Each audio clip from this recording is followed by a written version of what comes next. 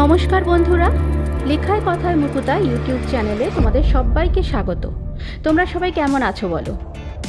আবার অনেক দিনের ব্যবধানের পর আমি আমার গল্প নিয়ে ফিরেছি। কিছু সমস্যার কারণে আমি এই কদিন গল্প লিখতে পারিনি। যাই হোক, আজকে একটা ছোট গল্প নিয়ে ফিরেছি। সবাই তোমরা গল্পটা শুনে তোমাদের মতামত জানিও। শুরু করছি আজকের গল্প পাঠ। গল্পের নাম অন্তর্দ্বন্দ্ব। লিসা একেবারেই ভীতু নয়। জিতেনের সঙ্গে বিয়ের পর থেকে ওর জীবনটাই বদলে গেছে। জিতেনের চেষ্টাতেই এই চাকরিটা পেয়েছে ও। সারা জীবন তো গরিব বাবা মা দিদির সাথে এক কামরার ভাড়া বাড়িতে কাটিয়ে দিয়েছে। কি কষ্ট ছিল তখন। মনের সব ইচ্ছে মনেই চেপে রাখতে হতো। সাত পূরণ বলেও যে কোনো শব্দ হয় তা তখন জানতো না। কিন্তু যেদিন থেকে জিতেন ওর জীবনে এসেছে, ওর সব ইচ্ছে পূরণ হয়ে যাচ্ছে। ওর ইচ্ছে মতো দামি পোশাক, দামি মোবাইল, ব্র্যান্ডেড পার্স, ঘড়ি সবই এখন কিনতে পারে যখন ইচ্ছে তখন। সকালবেলা উঠে মেয়েটকে সারা দিনের রান্নার আর কাজের তালিকা ধরিয়ে দিয়ে সে তৈরি হয়ে বেরিয়ে পড়ে অফিসের জন্য। জিতেন অবশ্য আরও সকালবেলা বেরিয়ে যায়, ওর অফিসটা বেশ দূরে তো। কিন্তু আজকে হঠাৎ পুরনো কথা মনে পড়ছে কেন লিসার? লিফটটা কি দাঁড়িয়ে গেছে? হ্যাঁ, সত্যিই তো। 9 তলা থেকে সবে 6 তলা অবধি এসেছে। দরজাটা খোলার জন্য সুইচ টিপল লিসা। বাকিটা না হয় আজকে সিঁড়ি দিয়েই নেমে যাবে। লিফটে আজকে সে একা। কিন্তু সুইচটা টিপতেই লিফটটা প্রচণ্ড জোরে ঝাঁকুনি দিয়ে খানিকটা নেমে এলো। ডিসপ্লে বোর্ডে কিন্তু 6 সংখ্যাটাই লেখা রইল। লিসা বেশ সাহসী, তবু আজকে ওর বুকের ভেতরটা কাঁপছে। কেন যেন বারবার দিদির মুখটা মনে পড়ে যাচ্ছে। সেই যেদিন দিদি আঁকার ক্লাসে সর্বরীর দেওয়া মাইনের খামটা আঁকার স্যারের ডায়েরি থেকে বের করে নিয়েছিল, তারপরে ধরা পড়ে গিয়েছিল স্যারের কাছে।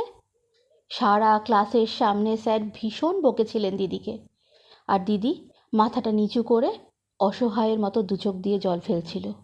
সেই মুখটা। অসহায়ের মতো সেদিন দিদি দুচোখ ভরা জল নিয়ে ওর দিকে তাকিয়েছিল, যেন বলতে চেয়েছিল, বোন তুই তো জানিস তোর দিদি এ কাজ করেনি, টাকার খামটা সে নেয়নি, তোর দিদি চোর নয়। কিন্তু লিসা সেদিন কিছু বলেনি। অন্য সব স্টুডেন্টের মতো চুপ করেছিল। স্যার প্রচণ্ড অপমান করেছিল দিদিকে, ক্লাস থেকে বের করে দিয়েছিল। বাবা মাকে ডেকেও খুব অপমান করেছিলেন মেয়েকে এমন কুশিক্ষা দেওয়ার জন্য। তখনও লিসা চুপ করেছিল, মুখ ফুটে একটা কথাও বলেনি। তারপর থেকে ওর দিদি কেমন যেন চুপ হয়ে গেল। বাড়িতে ফিরে বাবা মাও দিদিকে খুব বকাবকি করেছিল। দিদি চুপ করে শুধু কেঁদেছিল, কিচ্ছুটি বলেনি।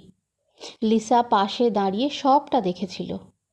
কিন্তু আজকে হঠাৎ সেই দিনটার কথা কেন মনে পড়ে যাচ্ছে?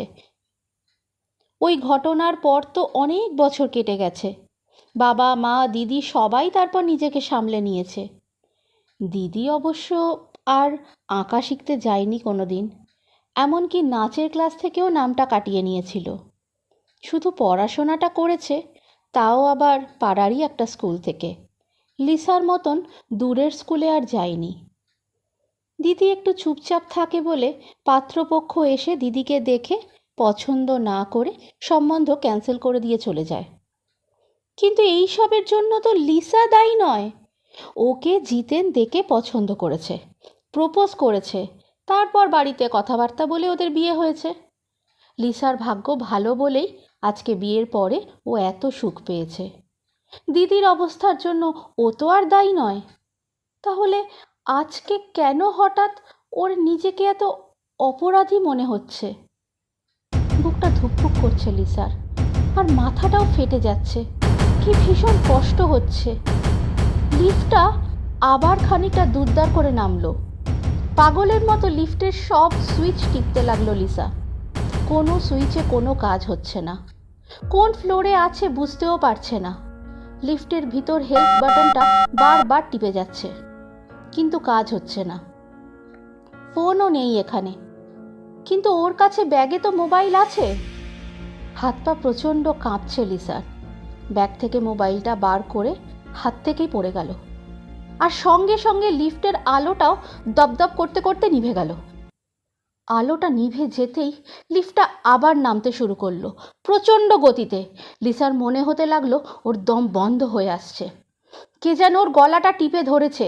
আর লিসা আর্তনাদ করতে লাগলো, ছেড়ে দাও, ছেড়ে দাও আমায়, ছেড়ে দাও বলছি, আমি সব সত্যি কথা বলছি, আমি সব বলছি, দাঁড়াও, থামো। হ্যাঁ, সেদিনকে আমি টাকার খামটা সরিয়েছিলাম, টাকাটা আমি নিতে চেয়েছিলাম একটা ডল পুতুল কিনবো বলে। বাবা মার কাছে কত বায়না করেও ডল পুতুলটা ওরা কিনে দেয়নি আমায়, কিন্তু খামটা আমার ব্যাগে ঢোকানোর আগেই স্যার চলে এসেছিল, আমাকে বাধ্য হয়েই খামটা দিদির ব্যাগের নিচে রেখে দিতে হয়েছিল। কথাগুলো শেষ হতেই লিফটটা থেমে গেল, আলোটাও জ্বলে উঠল, লিফটের দরজাটাও খুলে গেল। কি অদ্ভুত, লিফট তো 9 তলাতেই দাঁড়িয়ে আছে, ডিসপ্লে বোর্ডেও 9 লেখা। লিসা কাঁপতে কাঁপতে ঘাড় থেকে ঘামটা মুছল, মেঝে থেকে মোবাইলটা তুলে নিল। কয়েক মুহূর্ত স্থির থেকেই ধীর পায়ে লিফট থেকে বেরিয়ে গেল। ওদের ফ্ল্যাটের চাবি খুলে সোফায় গিয়ে বসল।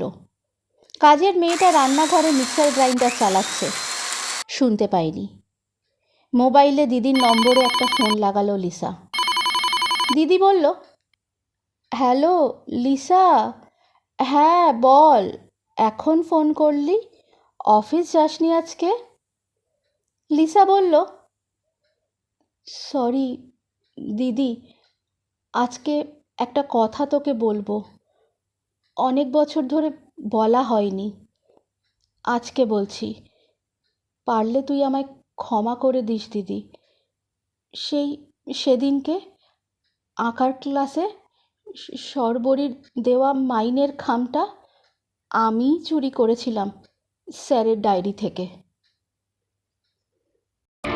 আজকের গল্প এখানেই শেষ হলো।